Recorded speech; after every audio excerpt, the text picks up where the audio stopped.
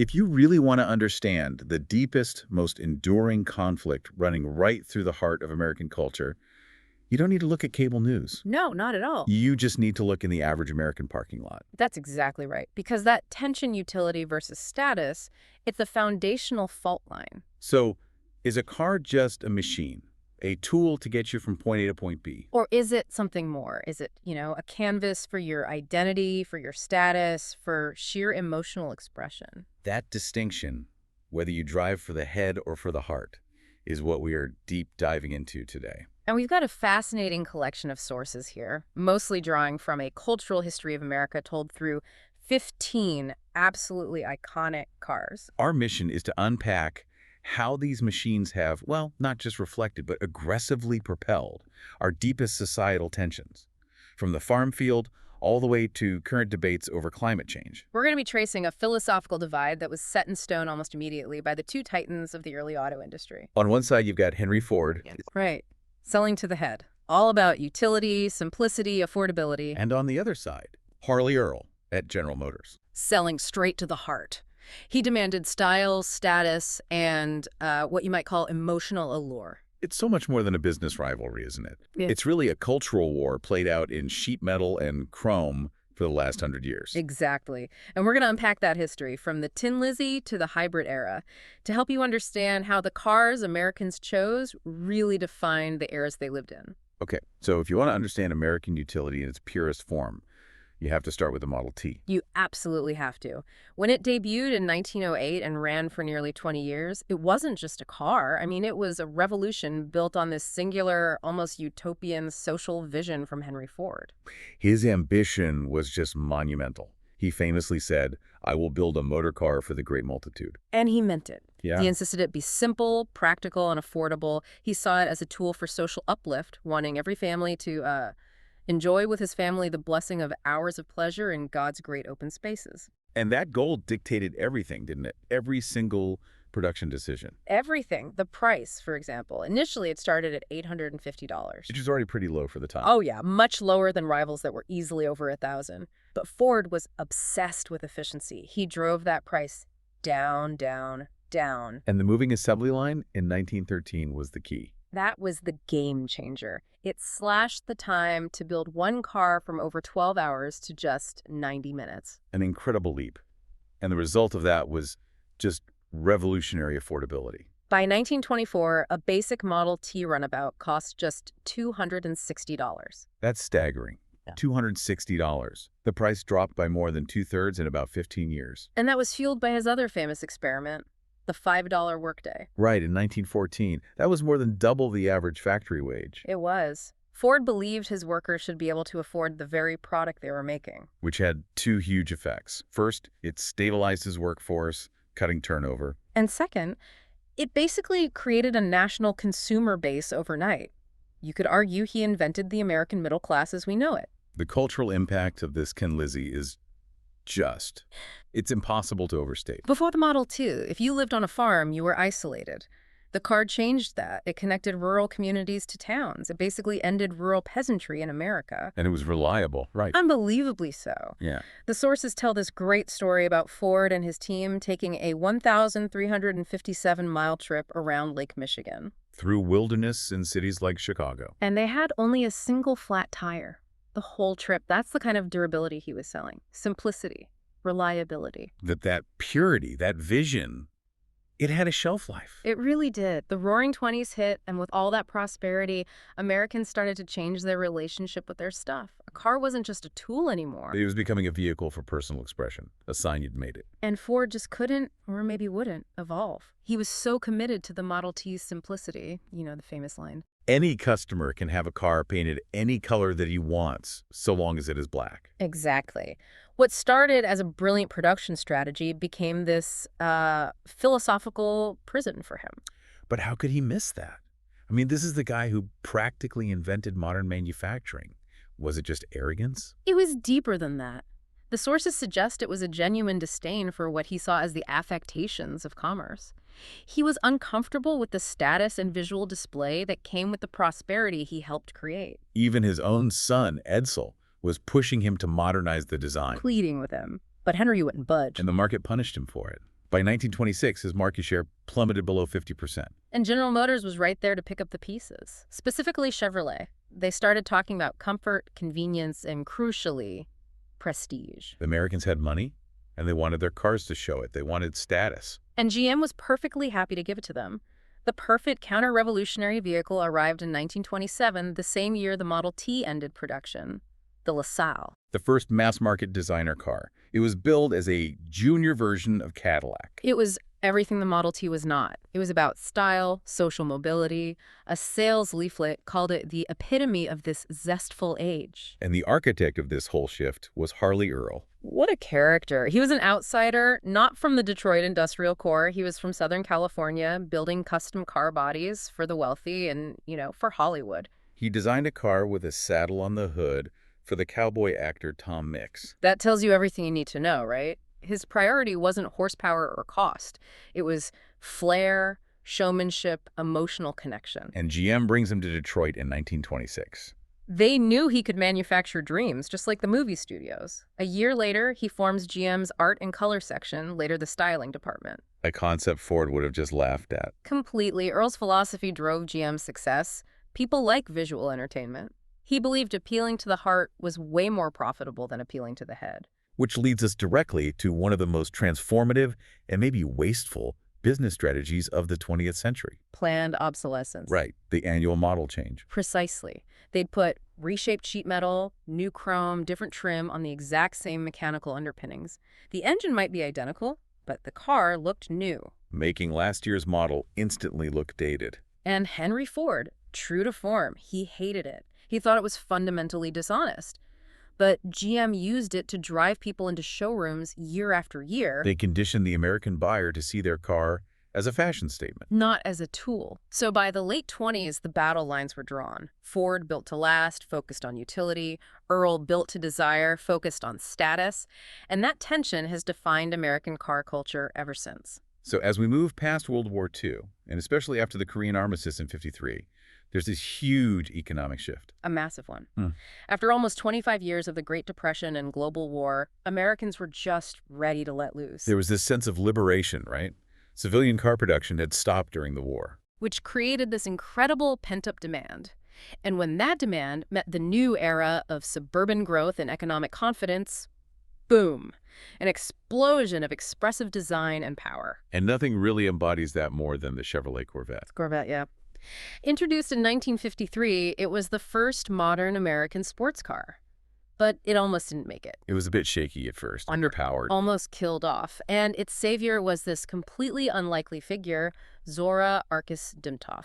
His story is unbelievable. Russian Jewish, raised Bolshevik in St. Petersburg, flees the Nazis, becomes this playboy engineer in America. I mean, you can't make it up. And he joined GM specifically because he was obsessed with the Corvette and he was horrified that it might get canceled. He wrote this incredible manifesto defending the sports car in 1954. He basically argued that since a sports car has no practical value, it must have an exaggerated amount of emotional appeal. It's a psychological necessity. Exactly. Dimtov said that in the conformist suburban world of the 50s, people felt like a cogwheel, pushed around in subways, elevators, cafeterias. And a beautiful, impractical car was a way to reclaim your identity. To ascertain his individuality to himself and everybody around, it was about identity through machinery. He called it a mating call to justify the $4,000 price for a tiny two-seater. But for Duntov, that emotional appeal needed to be backed up with real performance. He knew that while Europeans liked agility on winding roads, Americans wanted one thing. Power. Sheer, unadulterated power for straight highways. And that's what changed everything. When Chevy's new V8 engine became available in 1955, Duntov finally had his weapon. He transformed the Corvette from a six-cylinder pretty toy, a fiberglass fashion statement, into a legitimate, powerful sports car. It married European agility with pure American muscle, and it really launched the whole era of high-performance youth marketing. And that sky's-the-limit ethos wasn't just under the hood, it was happening on the outside of the cars, too. Oh yeah, the tail-fin wars of the late 1950s. This has to be the absolute peak of the status and pretension cultural strain.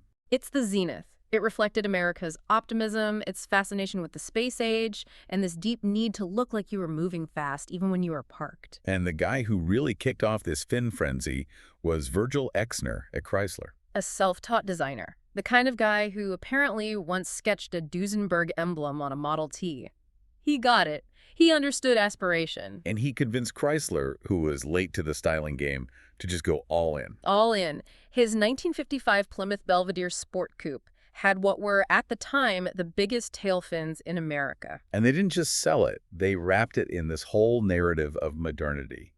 Flight sweep styling that says execution. And it worked. The market went nuts for it. Chrysler's profits and market share surged in '55, and GM's Cadillac, the king of luxury, was suddenly in a panic. So they had to fight back. They had to. They put a guy named Chuck Jordan on it, and the result was the legendary 1959 Cadillac. If you want one image to represent 1950s American excess, this is it. It is the absolute, almost comical peak of findom. The sources describe it as being as long as a small boat. With the tallest and biggest fins ever appended to the rear end of a vehicle that didn't fly. It was just pretentious, massive, and utterly uncompromising. Status was baked into every single chrome curve. Of course, the utility purists hated it. Of course. The industrial designer Raymond Loewy famously called the American car a jukebox on wheels. He said it made Americans look like wasteful, swaggering, insensitive people. That's a pretty sharp critique.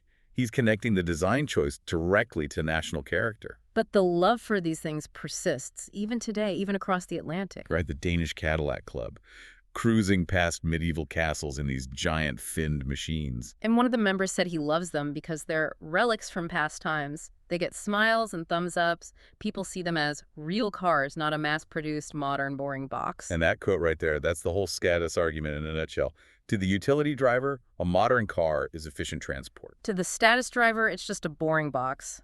The Cadillac, though, that's a connection to an idealized American dream of limitless optimism. But right as those tail fins were reaching their absolute peak in 1959, a rebellion was starting. And from the most unlikely place, Germany, America's old wartime enemy, the Volkswagen Beetle, the ultimate purposeful anti-Cadillac. The visual contrast alone is just stunning. It tells the whole story, doesn't it? The '59 Cadillac was over 5 feet longer than the Beetle. One was about massive wealth and display. And the other was about, I don't know, almost aggressive modesty. The Beetle's origins are pretty complex. It started as Hitler's idea for a people's car designed by Ferdinand Porsche. And the design was technically interesting, that rear-mounted, air-cooled engine. Which gave it amazing traction in the snow, a real nod to utility and survival. But how it became the unofficial car of American hippies and academics, that's one of the great cultural ironies. It really is, and it was all because of its advertising. Revolutionary, self-deprecating, witty ads from the agency Doyle, Dane, and Bernbach. DDB. They couldn't compete on horsepower or chrome, so they had to turn the car's quirks into virtues. The famous Think Small campaign. It went directly against everything America believed in. They made smallness and common sense seem like a virtue, a sign of intellectual superiority. The humor was just brilliant. It acknowledged the car's limitations, but never apologized for them. Right, like that classic ad with the Ozarks couple in front of their log cabin, and the headline is, "It was the only thing to do after the mule died." It's just so charming. Pure utility. Or if the microbus ad, asking, "Do you have the right kind of wife for it?" Which sounds controversial, but the text beneath described this strong, independent woman. It reinforced the idea that VW drivers were progressive and smart.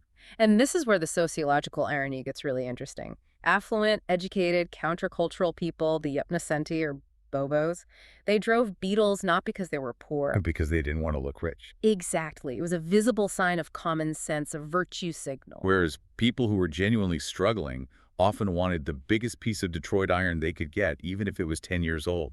They saw the Beetle as a public display of poverty, the very thing they were trying to escape. So the Beetle became this affluent luxury item disguised as economy. And its success became so big that Detroit had to respond. At first, GM executives just called Beetle buyers weirdos, pinkos, or cheapos. But when well-educated, wealthy people started buying them in droves, they knew they had to build a competitor. Which was the Chevrolet Corvair, launched in 1960. This was the pet project of a GM exec named Ed Cole. He had to bootleg the development, hiding the costs in other budgets because the top brass would never have approved something so unconventional. Mechanically, it was a lot like the Beetle.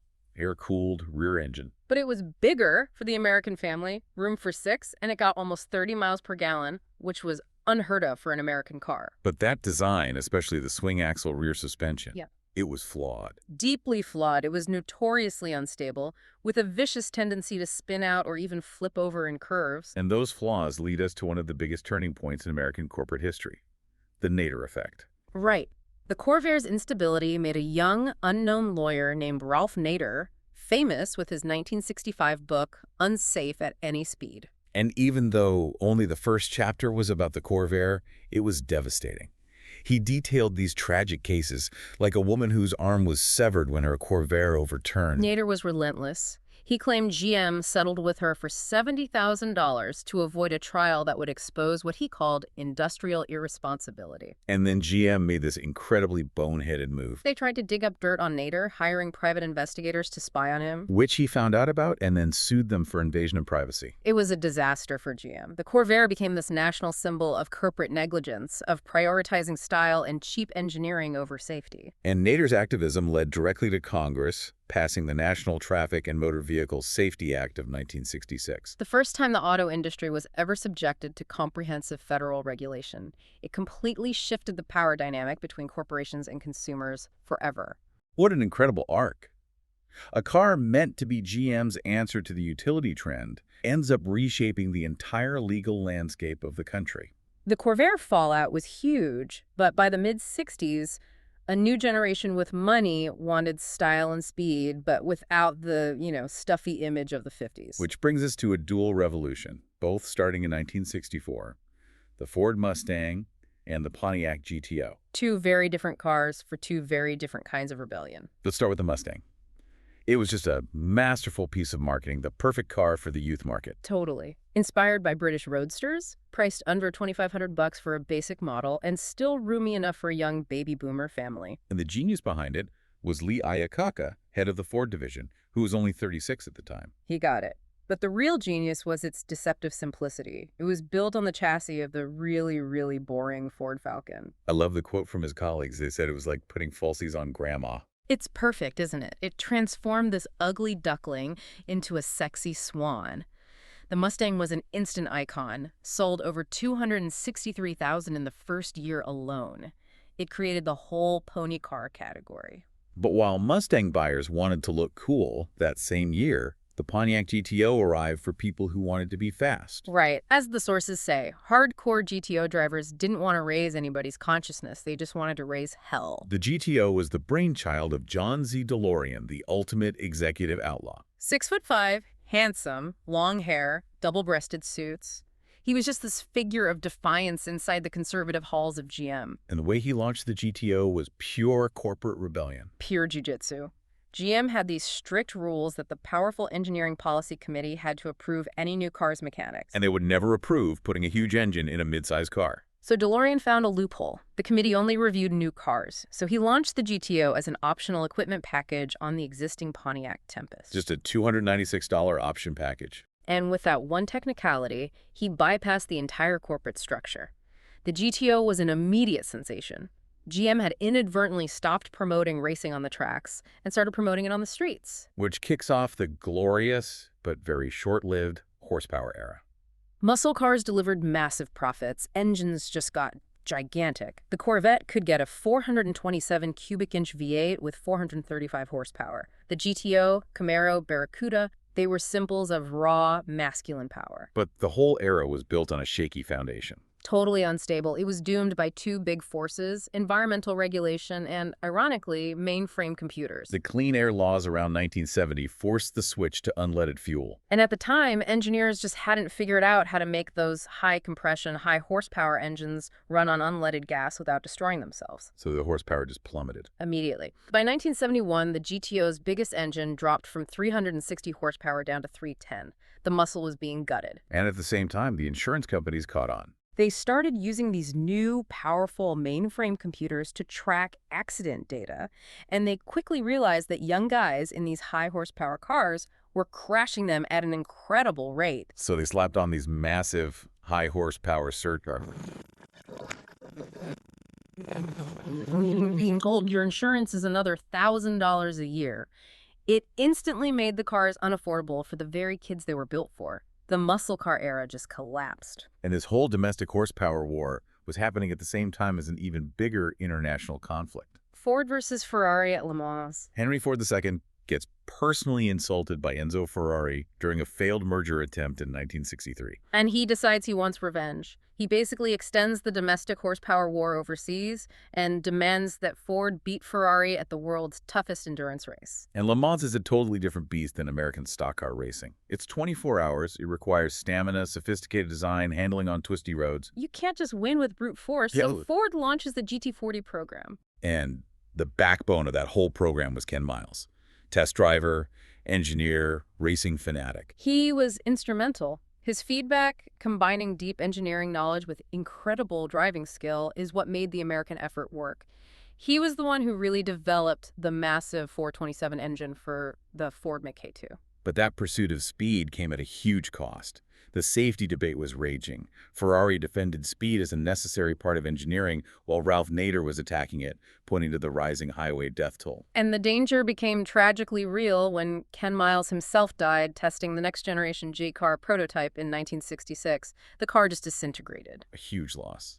But the program did succeed in its original mission. It did. The Ford Mach-2 won Le Mans in 1966. First time an American car won with an American driving team. It was a huge victory for Henry II. It proved American brute force, when paired with sophisticated engineering, could win on the world stage. So as the 60s end, the muscle car era implodes.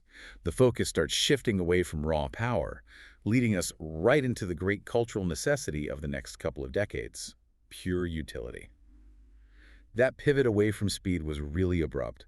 By the 1980s, the baby boomers, the generation that bought the Mustangs and GTOs, They're having families now, moving to the suburbs. yeah, and they need a new kind of vehicle. Yeah. Something that reconciles their memory of freedom with the absolute necessity of utility. They need practicality, but they refuse to drive a big, clumsy truck. And that very specific demographic need leads us to the minivan revolution. And the champions are, once again, Lee Iacocca and his strategist, Hal Sperlich. Who'd both been fired from Ford and were now resurrecting the near-bankrupt Chrysler. Sperlich had actually pitched the idea at Ford. It was codenamed Minimax, but Ford's executives rejected it. Why? It seems like such an obvious idea in retrospect. Because there was no existing market for it. The financial model said that since there was no category between a station wagon and a full-sized van, sales would be zero. They just couldn't imagine something new. But at Chrysler, Iacocca gave him the green light. And they built the Plymouth Voyager and Dodge Caravan on the light, easy-to-drive K-car platform. That was the key. And the real genius was using front-wheel drive, FWD. Why was that so crucial for a family vehicle? It's all about architecture. In a rear-wheel drive vehicle, you need a big drive shaft running from the engine in the front to the wheels in the back. Which creates that hump in the floor. And it raises the whole vehicle up. Yeah. By using FWD, Sperlich got rid of the drive shaft. That allowed for a much lower flat floor and maximized the interior space into this usable cube shape. So it's just easier to get in and out, easier to load kids and cargo. Dramatically easier. Ford and GM's competitors, the Aerostar and the Astro, were just chopped down rear-wheel drive vans. They were heavy, cramped, and you had to step up into them. With the Chrysler minivan, you just stepped in. Even Toyota missed it at first with the egg-shaped Previa. That's right. They put the engine under the front seat, which made the chassis too high and awkward. The low-floor FWD design was the decisive advantage that made the minivan the defining family car of the 80s. It was so successful it created the soccer mom phenomenon. Which created this interesting cultural dilemma. The label Mommy Mobile sparked some resentment, like the drivers had just given up and surrendered to a boring life of errands. Despite the image, the utility was hardcore. Oh, absolutely. Enthusiasts were championing features like fold-down third-row seats, drop-down DVD players, and even something called the Yak Pack, a dedicated vomit cleanup kit. That is some serious real-world utility right there. But utility wasn't just for families. For the new yuppie population, young urban professional status also had to be functional. They didn't want the chrome and fins of their parents' generation. No, the yuppie or bobo sensibility was that your possessions had to be the right kind of expensive. Status wasn't about flash. It was about showing superior knowledge, demanding quality engineering that only the cognoscenti, the people in the know, could appreciate. And the perfect vehicle for this new elite was the BMW 3 Series. How did a car focused on clean engineering become the ultimate status symbol? Because it was functional luxury. Wow. Clean lines, a deliberate lack of gaudy ornamentation, and an intense focus on driving dynamics. It was like the automotive version of high-performance outdoor gear. Everything had a function, and the high price was justified by quality, not flash. And the name itself became a status symbol. Right. Anyone could identify a Cadillac, but only a Bobo with insider knowledge could rattle off 318i or 325i's IT. It signaled you were a superior, knowledgeable consumer. It marked this huge cultural shift. The sources point out the irony perfectly. The same 60s bohemians who drove Beetles in college to show their anti-materialism. Are now graduating to BMWs in the 80s. A guy who once toured the country in a VW microbus became an M&A attorney driving a BMW 318i. It was the journey from hippies to yuppies and from Beatles to Bimmers. And at the same time, you have this globalization of manufacturing that's challenging Detroit, led by the Honda Accord. Honda decided to build cars in America because of trade tensions and market limits in Japan. And their manager, Shige Yoshida, chose rural central Ohio, Marysville. A very deliberate choice. Cheap land, good transport, and critically the strong work ethic of local farm families. A subtle shot at Detroit's unionized labor. So in 1982, you get the first Japanese car built in America, the Accord sedan. It stood in stark contrast to GM's Lordstown plant a few hours away. Lordstown was famous for the blue-collar blues, worker alienation, boredom, even sabotage cars rolling off the line with slit upholstery and missing bolts. Honda's plant in Ohio was non-union, collaborative, and totally focused on quality. And even though people were saying buy American, customers were wary of Detroit's reputation for problem-plagued cars. At first, yeah, people were actually trying to decode the VIN numbers to make sure they got a Japanese-made Accord, not an Ohio-built one. But that suspicion vanished pretty quickly as the Marysville plant proved its quality. The Honda Accord just cemented a new standard for reliable utility, and it further eroded Detroit's old dominance. So if the minivan and the BMW defined utility for families and professionals, the full-size pickup truck has remained this ultimate, enduring symbol of American identity. And for decades, that rivalry between the Ford F-Series and the Chevy Silverado was largely protected from international competition. And that protection came from one of the weirdest bits of legislation in American history. The chicken tariff. It sounds like a food regulation, not a trade barrier. So what was it, and why did it apply to trucks? It was pure political maneuvering, a 25% tax enacted by President Lyndon B. Johnson in 1964. It had nothing to do with chickens, really. It was a trade war with Europe over poultry imports. So to retaliate against European tariffs on American chicken, the U.S. put a 25% tax on light pickup trucks. And potato starch and brandy and envelope glue. But the key was light trucks. LBJ used it to get support from Detroit and the UAW. And that 25% tax immediately made imported compact pickups way too expensive. It killed the market for them for a decade. Japanese companies tried to get around it by importing cabs and beds separately as components and then bolting them together in warehouses. But by the late 80s, gas prices were lower, and Americans were used to bigger vehicles like minivans and SUVs. They just wanted big trucks again. And just like the cars of the 50s, these trucks went upscale. They weren't just for hauling plywood anymore. They got back seats, 4 doors, cup holders for venti lattes instead of Budweiser. They became fashion statements. Which led to these high-priced specialty model $70,000 luxury trucks. Detroit realized they were selling identity, not just utility. Which brings us to Ford's Truck Room, this secret hideaway where executives could go to experience Texas and Alabama without leaving Detroit. It was a curated cultural shrine. It had lariats, cowboy boots, cases of PBR, and the rules were strict. No pink shirts, no frou-frou coffee, and no wheeled luggage unless it was carrying golf clubs. It was all about maintaining the myth of the rugged American truck driver. But that cultural identity, especially in a place like Texas, is incredibly nuanced. The sources have this great perspective from a guy named John Williford. And he points out that people who try too hard get it wrong. Exactly. The guys with all the accessories, flashy running boards, too many decals, crocodile skin boots. He calls them bubbas, who just drive to bars.